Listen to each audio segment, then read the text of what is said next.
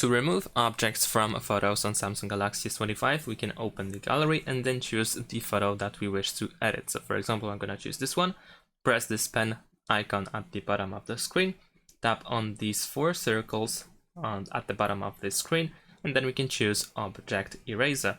First, we will have suggestions made by the phone, and we can actually also just simply erase all shadows and reflections as well.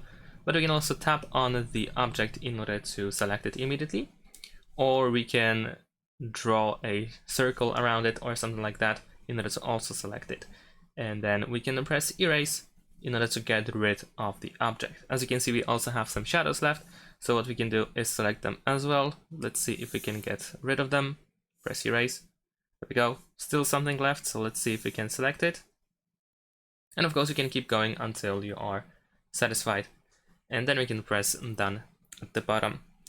We can save the photo by pressing save, but if you want to keep the original photo as well, then in that case tap on these 3 dots and choose to save as copy, so that the original photo is still kept and the edited photo is separated. Thanks for watching, leave a like and subscribe to my channel, and see you in my next videos.